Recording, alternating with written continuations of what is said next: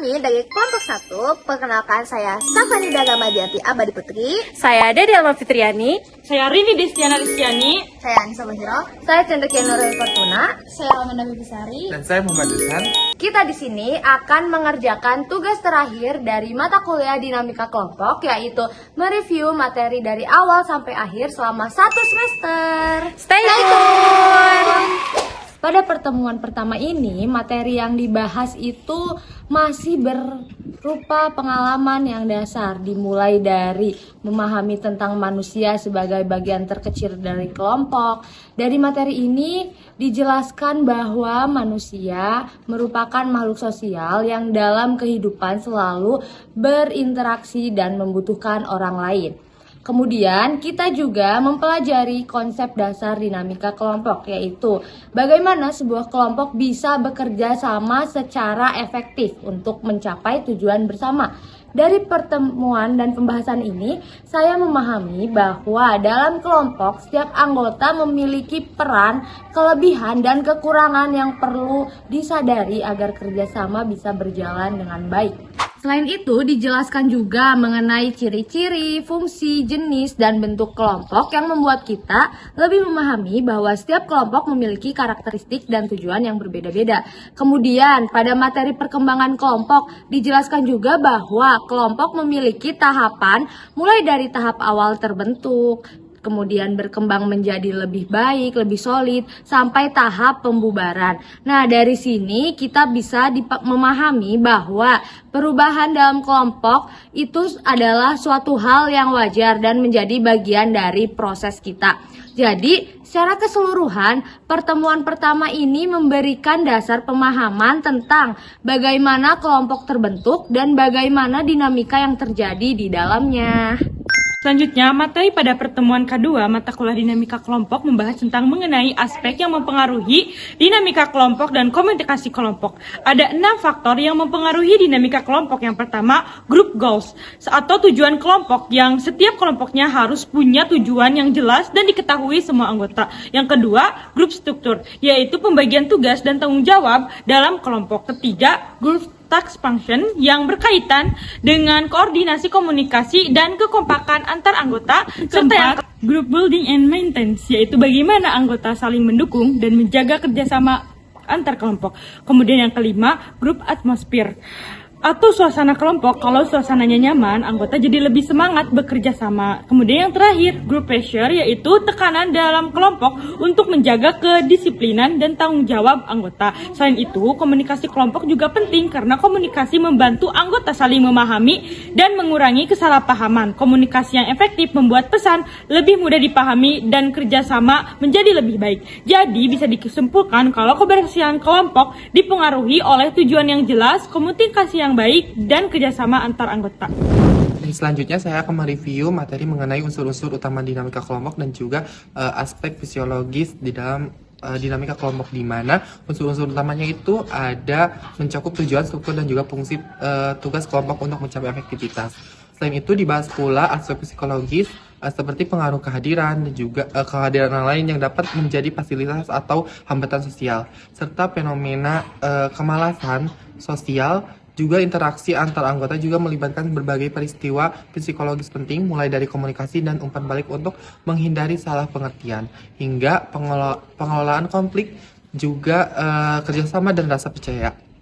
Kemudian juga secara keseluruhan, keberhasilan kelompok sangat bergantung pada keterbukaan, saling ketergantungan antar individu, dan kemampuan realisasi di setiap anggotanya dalam menciptakan suasana kelompok yang kondusif.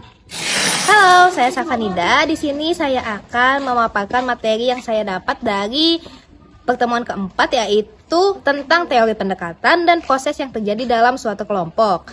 Materi pada pertemuan ini membahas tentang interaksi dalam kelompok yang dapat menimbulkan konflik dan mempengaruhi perkembangan kelompok.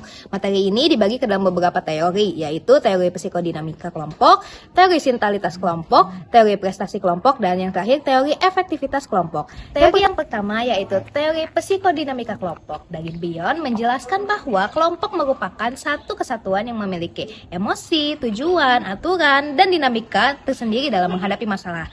Nah, teori yang kedua yaitu teori sintalitas kelompok dari Kettle menjelaskan bahwa kelompok memiliki karakteristik dan kepribadian khusus yang tetap ada meskipun anggota kelompoknya berubah. Selanjutnya ada teori mengenai pembentukan, pertumbuhan, dan perkembangan kelompok. Untuk teori pembentukan kelompok ini yang pertama ada teori kedekatan atau kelompok inti. Ini tuh pembentukan kelompok ini terjadi karena adanya kedekatan itu tempat, ruang ataupun lingkungan sehingga si individu ini menjadi lebih sering berinteraksi. Lalu ada teori interaksi yang dikemukakan oleh George Human. Jadi di sini tuh dikatakan kalau kelompok ini terbentuk melalui aktivitas bersama, interaksi dan juga perasaan yang muncul antara anggotanya. Kemudian ada teori keseimbangan yang dikemukakan oleh Newcomb. Jadi di sini tuh dijelaskan kalau kelompok ini terbentuk karena adanya kesamaan sikap, nilai ataupun pandangan antar si individu. Kemudian yang terakhir itu ada teori pertukaran. Jadi ini tuh dijelaskan kalau kelompok itu terbentuk karena adanya keuntungan ataupun manfaat tertentu seperti sosial, ekonomi maupun keamanannya. Terus ya yang kedua ini ada teori pertumbuhan kelompok. Nah, teori pertumbuhan kelompok ini dibagi menjadi beberapa tahap. Yang pertama itu ada forming, di mana ini tuh anggota tuh mulai saling mengenal satu sama lain dan membagi tugas masing-masing. Lalu masuk ke tahap storming, di mana ini tuh anggota tuh mulai terjadi perdebatan, tapi juga ada tujuan yang dicapai untuk kelompok itu. Terus selanjutnya itu ada tahap norming, di mana ini tuh masalah tuh mulai terselesaikan dan anggota juga mulai memahami adanya perbedaan tersebut. Lalu kemudian masuk ke tahap performing. Jadi di sini tuh bagaimana si para anggota ini tuh menjalankan tugas masing-masing dan kelompoknya ini sudah bekerja secara efektif. Dan yang terakhir yaitu ada transforming, yaitu penyelesaian titik tugas. Nah, yang terakhir ini tuh ada perkembangan kelompok. Ini tuh ada dibagi menjadi 3 tahap. Yang pertama tahap praafiliasi, itu tuh merupakan tahap awal ketika anggota ini saling mengenal dan mulai membangun hubungan. Lalu ada tahap fungsional, ini tuh terjadi karena mulai terjadi adanya kecocokan dan juga kerjasama yang baik. Lalu juga mulai ada pembagian fungsi dalam kelompok tersebut. Dan yang terakhir yaitu tahap disolusi, yaitu ini tuh mulai terjadi perpecahan sehingga kelompok ini mulai mengalami penurunan kekompakan dan berakhir bubar.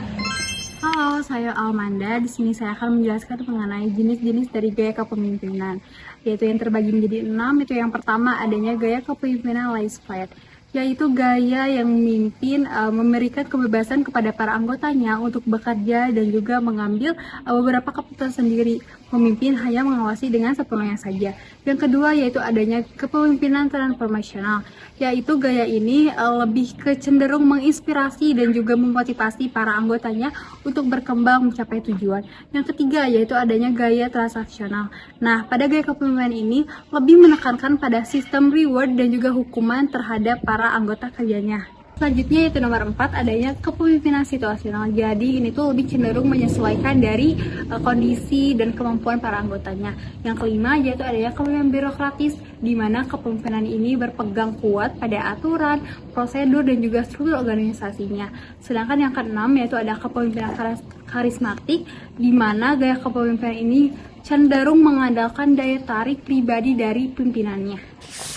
Halo semuanya, aku Dede Elma Fitriani. Di sini aku mau memaparkan materi terakhir, yaitu Johari Window. Nah, Johari Window adalah konsep untuk membantu seseorang untuk lebih mengenal dirinya sendiri dan memahami bagaimana orang lain melihat dirinya. Nah, tujuan dari konsep Johari Window yang pertama itu ada membantu seseorang lebih mengenal dirinya sendiri, lalu membantu komunikasi dengan orang lain menjadi lebih baik, membantu membangun hubungan yang baik, serta meningkatkan rasa percaya diri dan keterbukaan terhadap orang lain. Nah, Johari Window ini terbagi menjadi 4 bagian. Yang pertama itu ada open area atau area terbuka. Nah, bagian ini tuh kita diketahui oleh diri sendiri dan juga diketahui oleh orang lain. Contohnya itu kamu sadar kalau kamu itu orangnya ramah dan orang lain juga melihat kalau kamu itu ramah. Nah, bagian kedua ada blind area atau area buta.